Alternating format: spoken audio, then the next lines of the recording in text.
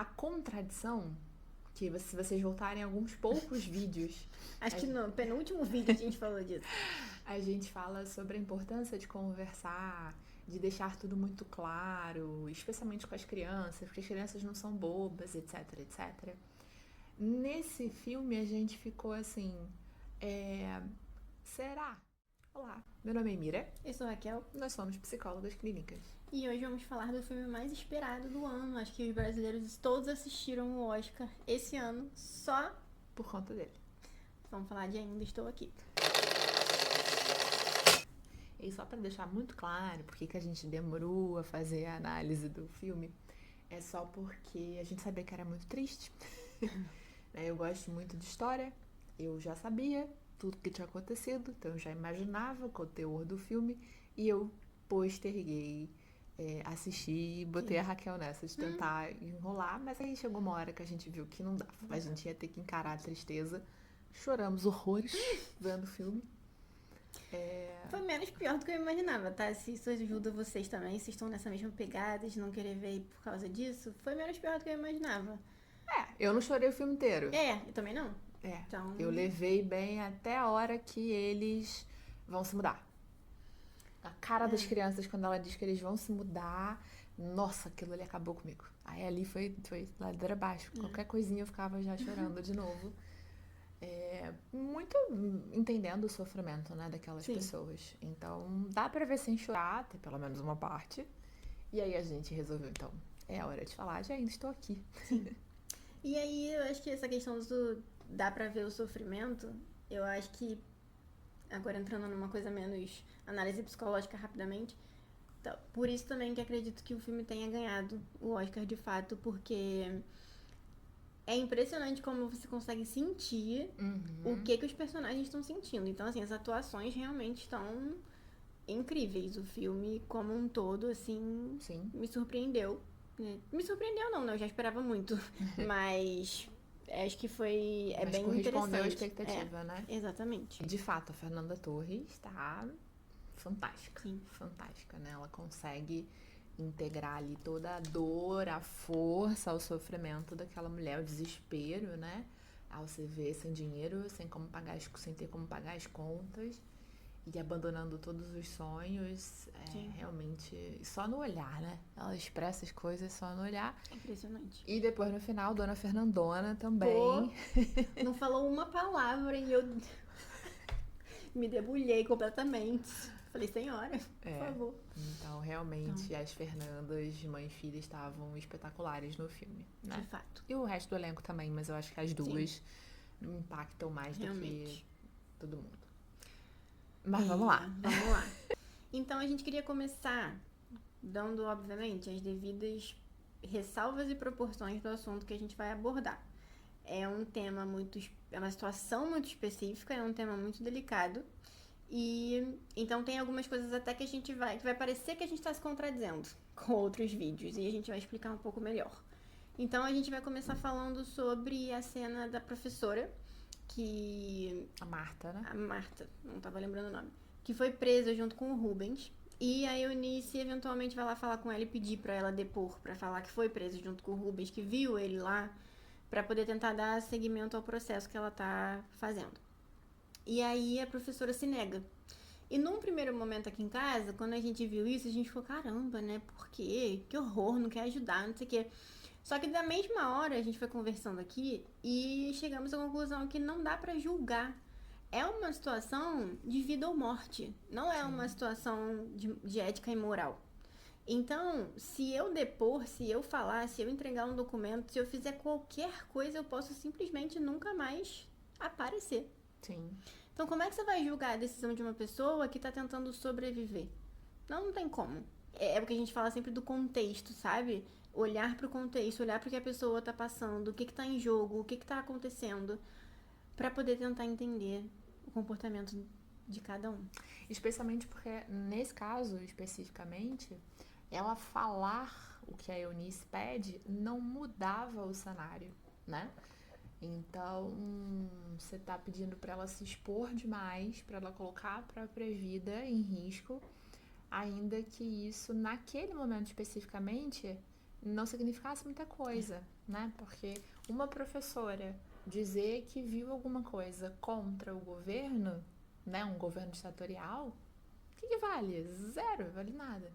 Depois ela até vai e escreve a carta e tal, e deixa uns documentos, que aí sim, esses foram usados pela Eunice durante toda a vida dela para que, enfim, fosse reconhecido o que aconteceu com o marido dela, né? Então, o contexto, isso não é uma contradição que a gente fala. Não. O contexto, de fato, ele é fundamental. Exatamente. A contradição, que se vocês voltarem alguns poucos vídeos... Acho que no penúltimo vídeo a gente falou disso. A gente fala sobre a importância de conversar, de deixar tudo muito claro, especialmente com as crianças, porque as crianças não são bobas, etc, etc. Nesse filme a gente ficou assim, será que o que ela fez está errado mesmo? Será que naquele contexto não era o melhor que ela podia fazer para cuidar dos filhos? Afinal de contas, são duas crianças ali, né? Sim. Porque a mais velha, acho que tem 18, né? Tá indo pra faculdade. Acho que é. A Eliana, que é a que vai presa com ela, tem 15. Então, o Marcelo e a Ana Beatriz deviam ter 10, uma coisa assim, né? Porque ainda tem mais uma entre Tem mais entre uma ainda. ela, entre O Marcelo a Eliana e a coisa, né? Então, assim, eles deviam ter 10, 9 anos. Ela tava perdendo o dente, sei lá, 8 anos. Sim. Então, como que você fala de um contexto tão cruel? Como que você conta uma coisa que você nem tem certeza do que tá acontecendo para uma criança, né? Então, é muito complicado. É muito complicado, né? Se ela tivesse falado tudo, será que seria diferente? Será que teria protegido de alguma forma? Né? E a Raquel leu uma entrevista, né, da Eliana. Sim. E ela fala que... No filme isso aparece, mas na entrevista ficou mais claro. Ela fala como que a experiência de não falar sobre o assunto, né? Então, assim, ela foi presa, a mãe também. Elas nunca conversaram sobre o que aconteceu com elas enquanto cada uma estava presa. E a experiência não era única. Parece que, basicamente, todas as pessoas que foram presas na época da ditadura e que passaram por esse tipo de situação não conversavam sobre o assunto em casa. E daí a gente também estava questionando, né? E até que ponto realmente seria válido, porque o nível de sofrimento é muito grande. E ela fala, a primeira vez que eu contei para um amigo o que aconteceu comigo, ele teve uma crise de choro tão intensa que nunca mais eu contei para ninguém. Porque acho que o nível de dor, o nível de sofrimento, por conta de uma arbitrariedade, né? Porque é uma coisa que traz muitas emoções para quem tá, obviamente para quem passou, mas para quem tá escutando, né? Então, não é um assunto fácil. E ela falou que nos governos passados, né, fizeram um grupo de pessoas que viveram isso. E só nesse grupo foi a primeira vez que as pessoas falaram sobre o assunto com alguém. Só que você falar com alguém que também viveu a mesma coisa é diferente de você falar com alguém que não viveu nada disso. Né? Então, até a receptividade vai ser diferente, a forma que vão ouvir vai ser diferente. Então... Aqui que talvez venha a contradição, mas que nem é uma contradição, na verdade é uma ressalva, né? Os temas que a gente traz aqui pra vocês são temas... do cotidiano. Exatamente, então a gente precisa conversar sobre esses temas. E a gente precisa conversar sobre história também, tá? Isso é importante. Pelo amor de Deus, gente. Pelo amor de Deus. Né? Pra que não se repita. Exatamente. Mas a gente entende que tem situações específicas de pessoas que sofrem... traumas muito intensos, situações de violência, sempre vai ser muito mais difícil de falar sobre aquela situação, especialmente com pessoas que não viveram a mesma coisa. Exato. E assim, claro que a gente não tá dizendo que assim, ninguém falou, fizeram certinho, todo mundo sofreu calado. Não é sobre isso. Mas é sobre questionar essa certeza de que deva ser conversado o tempo inteiro, principalmente nesse contexto familiar, né? Quando a gente estava falando ali de crianças e que não tinham necessariamente, e especificamente, né, o Marcelo e a Ana Beatriz, que são os mais novos, que não tinham recursos, não tinham sequer muito conhecimento para lidar, né? Então, é isso, é contexto, tudo é sobre contexto. A gente não tem uma regra geral de como se comportar. Algumas coisas vão fazer muito sentido na maior parte dos casos, e para alguns casos em específico elas vão ser ruins, né? É claro que se a gente pensar assim, poxa, a mãe e a filha nunca mais falaram daquele assunto. Será que se talvez elas tivessem falado e elas poderiam ter compartilhado uma dor, isso poderia ter melhorado ali alguma coisa? Talvez, mas não aconteceu. Uhum. Então, como a gente tá se prendendo bastante ao caso dessa família, né, especificamente da Eunice, porque é um filme sobre ela, Sim. né? Eu acho que foi a forma que ela conseguiu lidar com a dureza, né? Assim, a vida dela Sim. mudou completamente e ela precisou tirar forças de algum lugar para seguir. Afinal de contas, existiam 5 filhos para ela dar conta. Sim. E aí ela tirou forças desse lugar, né? De estudar, de se tornar a pessoa que se tornou, né? Uma das poucas especialistas em direitos dos indígenas, que lutou para da pauta de direitos humanos de forma geral, né? Então, assim, é bastante interessante a gente pensar que, assim, foi o que deu para ela fazer. Né? Dentro de tanto sofrimento, foi o que deu para ela fazer. E não dá pra gente ficar aqui, talvez se ela tivesse feito assim, talvez se ela tivesse feito assim. É muito fácil. A gente não viveu aquela dor. Seria muita hipocrisia. Exatamente. E daí a gente vem, então, aproveitando o gancho aí da dor, né, de tudo que ela viveu, a gente também queria falar com vocês sobre o luto, né? A gente já falou de luto em outros vídeos, mas aqui também vai ser um contexto muito específico de luto. A gente vê no próprio filme como que cada um dos filhos e cada um deles viveu o luto de uma forma diferente pelo pai. Porque é uma situação em que você não tem certeza do que aconteceu, você não tem um corpo, você não tem um nada. Nada ali é concreto, nada é palpável.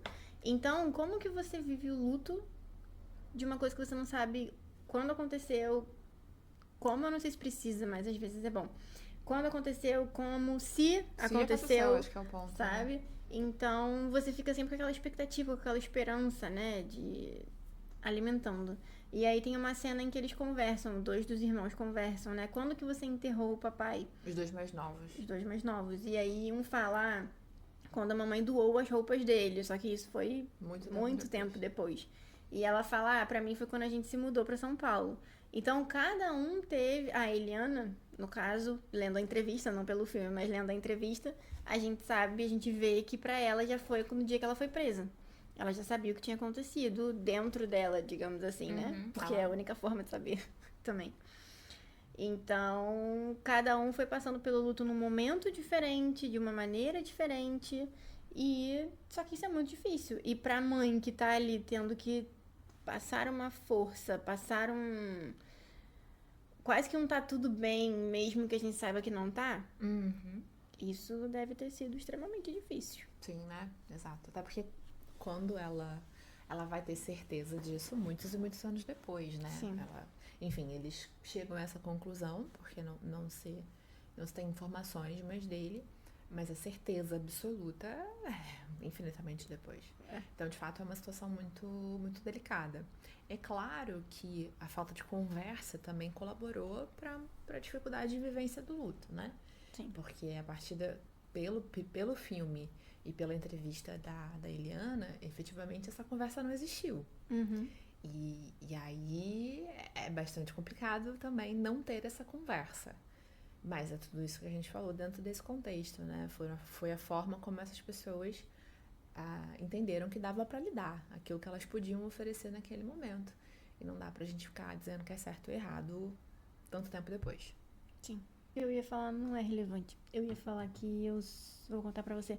Eu só me caiu a ficha pra mim depois, na hora que ela foi no banco, que eu falei pro Vinícius assim, eu falei, cara, aqui sem certidão de óbito, você não consegue fazer nada. Sim.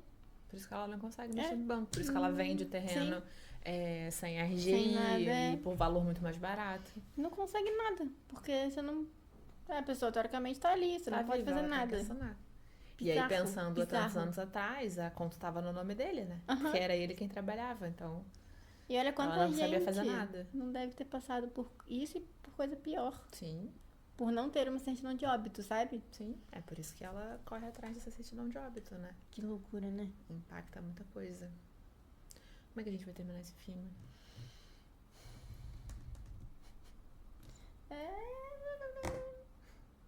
Então, diante de tudo isso, né, diante de todo esse peso que eu acho que esse vídeo vai acabar tendo um pouco, o que vocês acharam do filme? O que mais marcou vocês assistindo o filme? Ou até lendo, talvez, entrevistas igual a gente fez e tudo.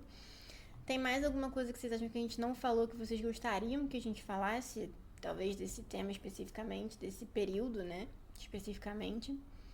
Deixa aqui nos comentários ou manda lá no nosso Instagram. Sim. E uma frase feita, mas uma frase importante. Se você não assistiu, assista.